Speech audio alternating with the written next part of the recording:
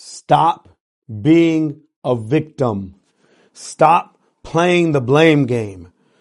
In my world, I have core values, and my number one core value is personal responsibility. In lack of better terms, it's you got to own your shit. And here's the deal, and that one of my business coaches, John Cheplack, he's helped me like develop this even more.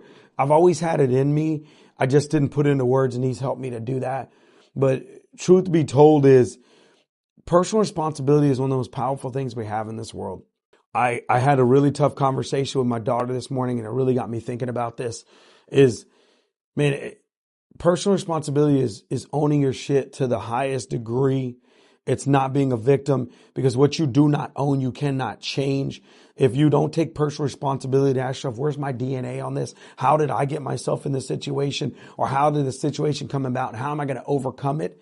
If you do not at least own 1%, tiniest bit of personal responsibility, all you can be is a victim, and a victim can't change anything. I challenge you to own where you're at, own who you are, own your situation, and start preparing and fixing what you have going on. If you do not own it, you cannot change it.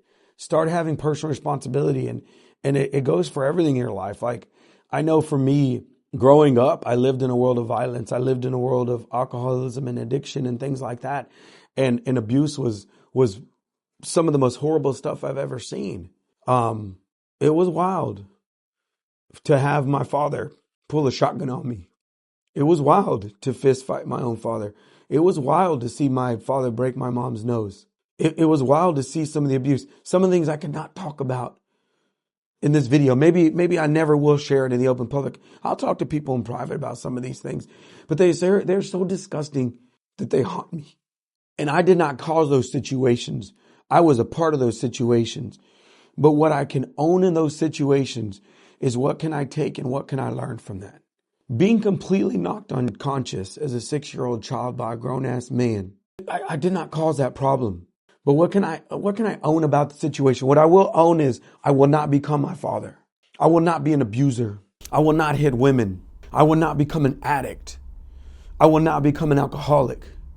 And I had to take a hard stand on who I was going to be. And I started to go down that road. To the age of about 20, 21, I was doing all the drugs. I was drinking all the alcohol. I was doing all the partying. I never put my hand on a woman.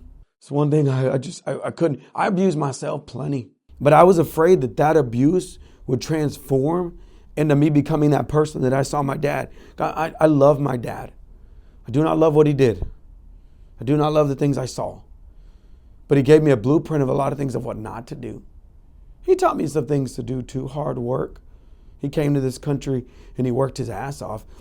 One of the hardest working men I've ever met in my life. Taught me a lot though. And I had to make a decision. And you know, what's funny is I create principles for me. Personal responsibility is a principle. Man, this is a vulnerable story. When I met my wife and we got pregnant, we decided we were getting married. I told her, I said, I need you to become the most educated woman you can be. Because if I become my father, I need you to leave me. And I'm afraid. I'm afraid that I have his traits. And I'm afraid that addiction will come back. And I'm afraid that I'm going to put myself in situations and do things that are not good for either of us. And I need you to be strong enough to hold me accountable. And that means you may have to leave me. And she is a very powerful woman. She got her doctorate. Highest level of education you could probably get, I would say you could get in this country, in this world. She went and got it. But the beauty of that is I also held myself accountable to never become that monster, that person that made her have to stick around for finances or money, that she had to take abuse and all these things like I saw my mother have to go through. She stuck around for me, and she stuck around for financial reasons because she felt she couldn't support her. She never graduated high school. She had to battle. And I never wanted that for my wife. And I knew that I had capabilities or possibilities of becoming that person. So I made her promise to me, and she promised, God willing, we never got to those situations. I never became my father in those world and those behaviors. I don't really drink hardly at all, if ever. I know who I am when alcohol takes over. Little bit by little bit, I lose control and I become someone I don't want to become. I've done a lot of damage that I wish I could take back, but I can't. And I know that I didn't want to be that person for my family. I knew that I never wanted my children to see me drunk and behave and do the things that I saw my father do. I know that I didn't ever want my wife to feel fear of abuse, and I didn't want to hurt her. So I made her make a commitment, I made a commitment to me, and I held steadfast to those principles to this day. And these are things, that's personal responsibility.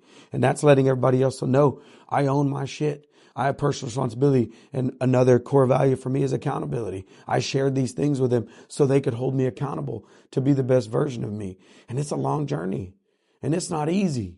It takes a very strong person. It takes a lot of time. But it also takes strong people around you.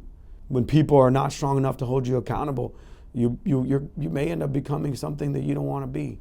So personal responsibility is a big deal for me, and I challenge you to start with that. Stop blaming everyone else for your problems. Start blaming yourself for your successes. Start blaming you for holding you accountable and doing the shit you need to do for you and your family and yourself. Because the other option is become a victim, and I'll never be a victim. And when I share my stories, people are like, "You sound like a victim." Man, fuck you. I'm not a victim. I'm sharing a story to help other people. But I'm not a victim. Look at my life. I take control. I handle business. I do what I got to do. I own everything. Any problem I have in my life is because of me. I own it. I either chose to be in a relationship with the wrong people, or I chose to be in a relationship with the wrong substances, or whatever it is, I got to fix it. And even if I get hit by a car in the street, I still got to own my spot in that. Did I have the insurances? Did I do my best to protect myself? How am I going to get over this and out of this situation? If it don't take my life, I got to recover. That's on me. I take responsibility for everything. I'm not a victim. I do share my stories, and I will help other people, and I will lift people up, and I'm not going to stop sharing my stories. And you may think it sounds like a victim, but you don't know me, bitch. I'm sorry I had to say that, but you don't know me. If you choose to know me, you'll know I'll never be a victim because I own my shit. And I challenge all of you to do the same thing. Take personal responsibility. Start owning your life, owning who you are. Hold yourself accountable. Have the other people in life hold you accountable. Start getting better. Start today. And it's not going to be done real fast. You're not going to take some huge leap over a chasm. You're not going to take a huge journey in one step. It's step by step, piece by piece. It's daily habits and daily decisions. Because again, my coach John Cheplak, he says the tiniest hinges swing the biggest doors. Little bitty things. Just fix the little bitty things and watch everything else change. I love you guys. I hope this helps. Have a great day.